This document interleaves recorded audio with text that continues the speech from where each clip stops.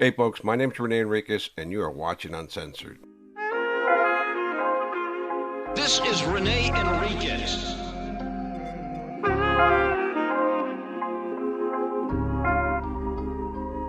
Nickname Bootser. Black Hand of the Mexican Mafia. Prison gang politics. Hey folks, my name is Rene Enriquez. Welcome to Uncensored.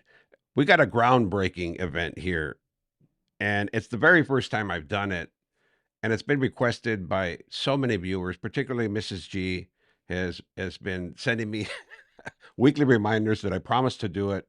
So for all the people who wanted me to read the Black Hand, I'm going to do that. The only thing is I'm a voracious reader, uh, but I hate reading out loud. So we're gonna give it a crack, right? This is the book here. Chris and I began working on it, so you know the backstory. Chris and I began working on this book in 2002. The videos I've been showing you being made are specifically about the Black Hand. We first video recorded, uh, and we got the heart of the book in the video clips. And I'm showing those to you and giving you little anecdotes as we go along in that video series. We have quite a few more, but we're going to transition also to this to interject at least a chapter a week, and let's see how it goes, folks. So, without further ado, this book was published by HarperCollins in 2008. The hardcover came out, and the hardcover was very rare. So, if you got one with a pristine jacket cover, uh, keep it put away because it's valuable now, if it's signed particularly. All right. So, The Bloody Rise and Redemption of Boxer Enriquez, a Mexican mob killer. And that was me about 30 pounds ago on the cover. I remember that picture particularly. It was when we are going to court out to West Valley Detention Center in the 1995 RICO trial. Um, and they took that picture. My hair is all messed up because I had a hood on. They had us in hoods, all blacked out hoods like terrorists. So we're gonna scroll over here to the forward. Okay, let's start with a forward. Forward by Rene Boxer Enriquez. On March 22nd, 2002, I defected from the Mexican Mafia. At the time, I knew it would be a life altering decision, but I didn't have a clue as to how much. Now I'm housed at an undisclosed location nearly 1,000 miles away from my old haunt at Pelican Bay State Prison, and my life seems so removed from the man I used to be, boxer from the Mexican Mafia. Today, I'm just Rene Enriquez. I'm no longer a mafioso or a figurehead of a crew of murderous, drug-dealing gangsters, but just a regular Joe, clawing my way out of a dark, evil abyss and back into the grasp of humanity.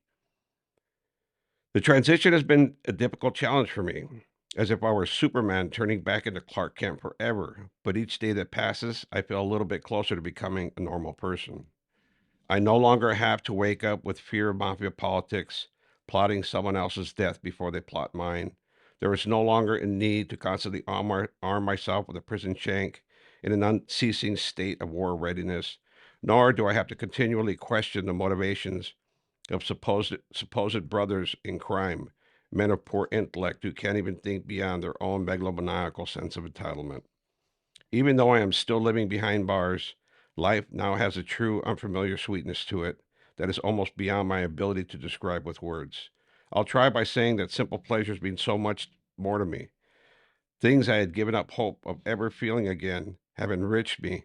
The touch of my wife's hair, the smell of perfume on her neck, the occasional warmth of an embrace by my mother and father, and kisses from my children. These are all experiences that were lost during my years of prison visits where I was separated from loved ones behind glass partitions. Under my current housing conditions, I even get to taste the gift of home cooked food with some regularity. And for a man who loves to eat, that truly is heaven. Most importantly, I pull from the ashes of my past what I believe to be a nobler calling. Every time I'm given the opportunity, I strive to educate law enforcement, academics, behavioral scientists, and the general public about the national threat of urban street terrorism and non traditional organized crime. In reality, it's not the threat of Al Qaeda, improvised explosive devices, IEDs, that imperils the streets of Los Angeles. It's gangs that pose the greatest single threat to public safety and that contaminate our youth with a bankrupt moral code. Gang proliferation and gang migration, mostly emanating from Southern California, is spread across the United States and into a number of foreign countries as if it were a disease. Clearly, I don't possess a cure for that plague. What I can do is offer the reader an insider's view into a prison and criminal subculture that should scare the hell out of the public. The Mexican Mafia's tentacles reach far beyond the walls and razor wire of prisons, and sadly, its influence also continues to ignite racial violence between blacks, Latinos, in schools, as well as racially motivated street gang wars. The Mexican Mafia induced subculture destroys our most precious commodity, the minds of our young people. There is no doubt that some skeptics will say this book is nothing more than a glorification of the Mexican Mafia and gang violence. I believe the opposite is true.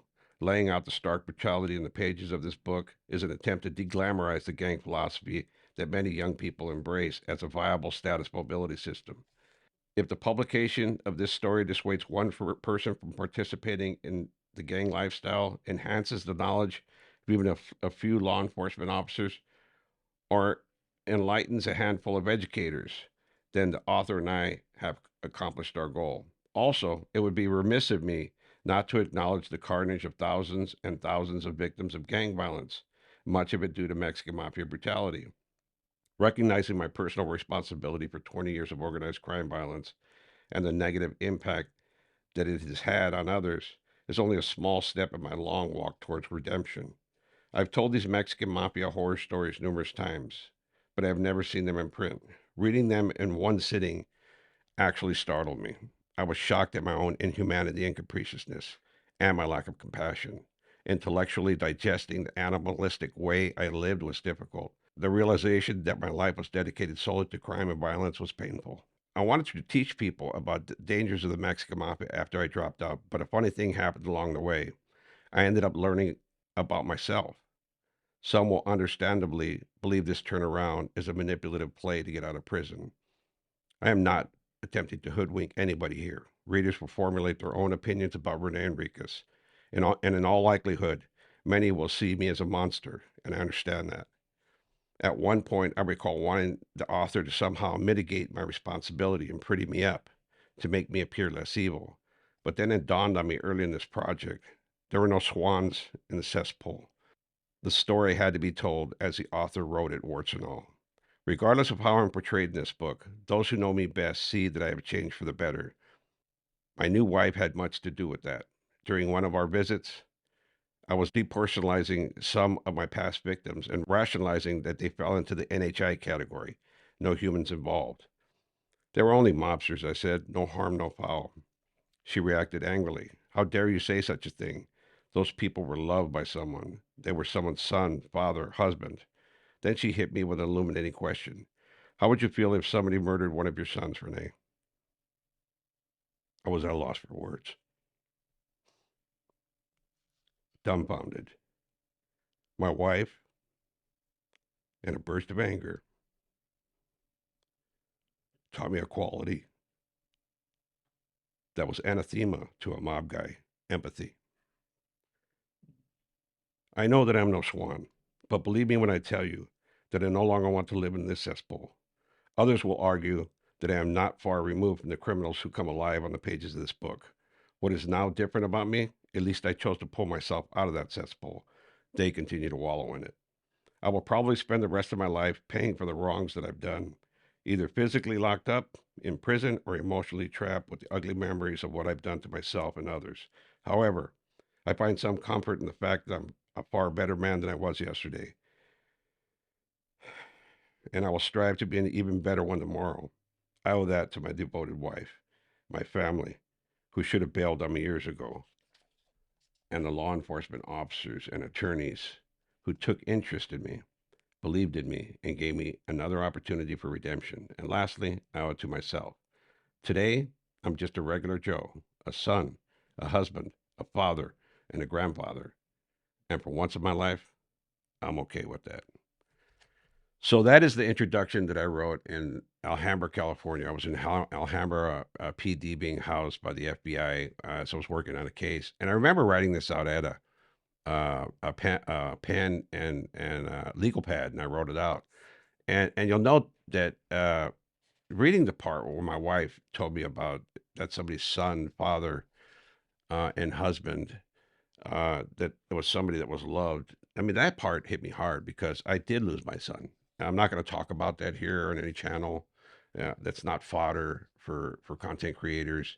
Everybody knows that I'm very reluctant to talk about my boy, right?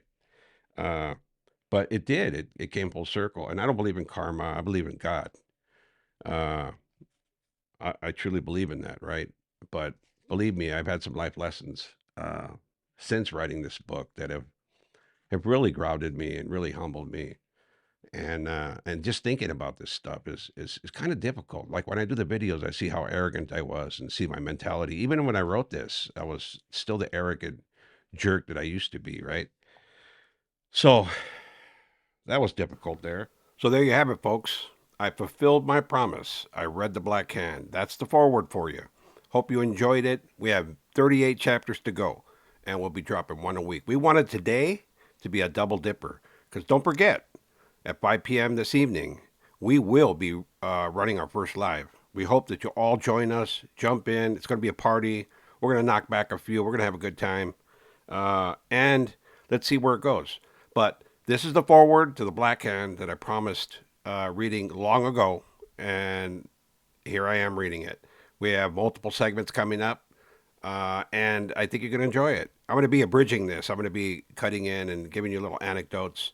And I wanted to see how you like this first segment, right? Because this is what I really wanted to do. I just wanted to read the book, but I think it would be more interesting if I added those little stories.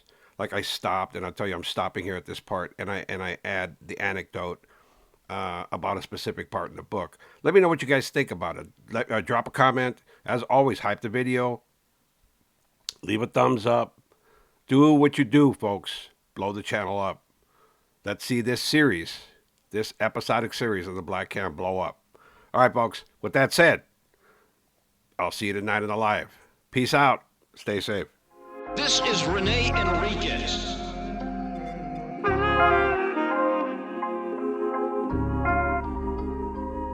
Nickname Uncensored.